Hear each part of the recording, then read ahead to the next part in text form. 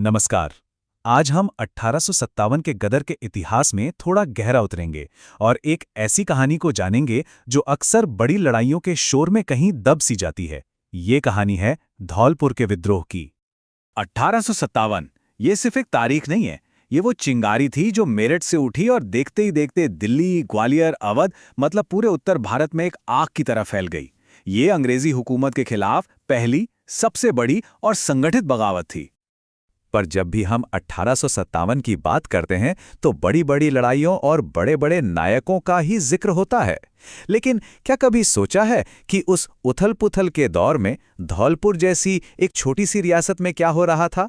चलिए आज इसी कहानी का पर्दा उठाते हैं। तो सबसे पहले ये समझना जरूरी है कि धौलपुर में इस विद्रोह की जमीन तैयार कैसे हुई। आखिर वहां ऐसा क्या चल रहा था? देखिए, उस समय धौलपुर के राजा थे महाराज भगवंत सिंह, जो अंग्रेजों के काफी करीबी माने जाते थे। और दूसरी तरफ थी आम जनता, जो अंग्रेजों की सख्त नीतियों और भारी भरकम टैक्स से बिल्कुल तंग आ चुकी थी। मतलब लोगों में गुस्सा तो पहले से ही था। माहौल एकदम तैयार था, बस एक चिंगारी का इंतजार था।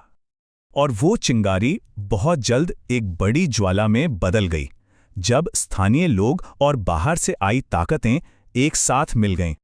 इस विद्रोह की शुरुआत की गुर्जर समुदाय के लोगों ने, और उनको लीड कर रहे थे एक स्थानीय नेता देवा गुर्जर।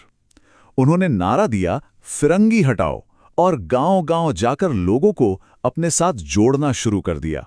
ये शुरुआत थी एक स्थानीय आंदोलन की। लेकिन जो बात इस विद्रोह को बहुत खास बना देती है, वो था इसका गठबंधन। ये सिर्फ धौलपुर तक सीमित नहीं रहा।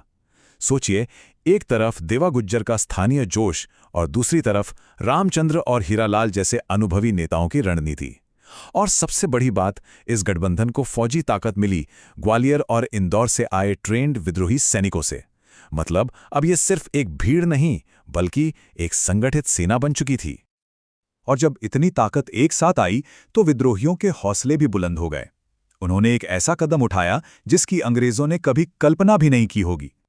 उनका पहला और सबसे बड़ा कदम था धौलपुर रियासत की तोपों पर कब्जा करना। यह एक बहुत ही स्मार्ट मूव था, क्योंकि तोपें हाथ में आने का मतलब था कि अब उनके पास जबरदस्त मारक क्षमता थी। और जरा उनका दुस्साहस तो देखिए, उन्होंने उन तोपों का मुंह सीधा आगरा की तरफ मोड़ दिया।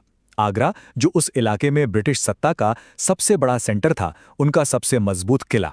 उस पर हमला करना मतलब सीधे सीधे ब्रिटिश साम्राज्य को चुनौती देना था। इस हमले ने अंग्रेजों को सच में हिलाकर रख दिया और उन्हें कुछ वक्त के लिए पीछे हटना पड़ा, जो उस दौर में विद्रोहियों के लिए एक बहुत बड़ी जीत थी। इस जबरदस्त कामयाबी के बाद धौलपुर में एक ऐसा दौर शुरू हुआ जिसकी शायद किसी ने उम्मीद भी नहीं की थी। पूरे 3 महीने सुनने में शायद कम लगे, लेकिन उस वक्त ये एक बहुत बड़ी बात थी। धौलपुर ने अंग्रेजी हुकूमत का झंडा उतार फेंका और अपनी पूरी आज़ादी का ऐलान कर दिया। इन 3 महीनों तक धौलपुर पर पूरी तरह से विद्रोहियों का राज था। अंग्रेजों के वफादार महाराज भगवंत सिंह बस नाम के राजा रह गए थे, उनकी कोई नहीं सुनता था। ये धौलपुर के लोगों के लिए आज़ादी और स्वाभिमान का एक छोटा लेकिन बहुत ही गौरवशाली समय था। लेकिन सवाल वही था, एक ऐसा साम्राज्य जिसके बारे में कहा जाता था कि उसका सूरज कभी नहीं डूबता, उसके सामने एक छोटी सी रियासत की यह आज़ादी भला कब तक टिक सकती थी? और इसका जवाब बहुत जल्द और बहुत क्रूर तरीके से मिला। ब्रिटिश साम्राज्य ने इस बगावत को कुचलने के लिए अपनी पूरी ताकत लगा दी। उन्होंने सीधा पटियाला रियासत से मदद मांगी और वहां के महाराजा ने फौरन 2000 सिख सैनिकों की एक बड़ी फौज धौलपुर भेज दी। अब सोचिए, विद्रोहियों की छोटी सी सेना के सामने ये एक बहुत बड़ी चुनौती थी। तो ये टाइमलाइन पूरी कहानी को एक नज़र में दिखाती है।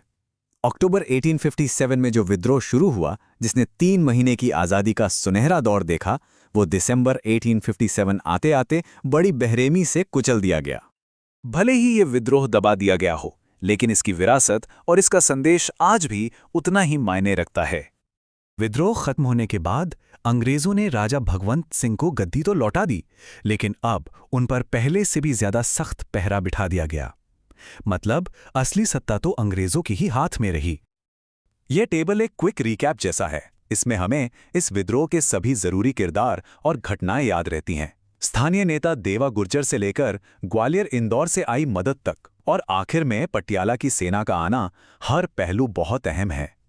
तो इस पूरी कहानी का मतलब क्या है? धौलपुर का विद्रोह ये साबित करता है कि 1857 का संग्राम सिर्फ दिल्ली, लखनऊ या कानपुर जैसे बड़े शहरों तक ही सीमित नहीं था। आजादी की वो आग भारत के कोने कोने में, छोटी छोटी रियासतों के दिलों में भी उतनी ही शिद्दत से जल रही थी। और आखिर में ये कहानी हमें यही संदेश देती है कि 1857 का विद्रोह सिर्फ कुछ शहरों या कुछ सिपाहियों का नहीं, बल्कि ये पूरे भारत की आत्मा की पुकार थी। और धौलपुर की ये भूली बिसरी कहानी उसी पुकार का एक बहुत ही साहसिक सबूत है।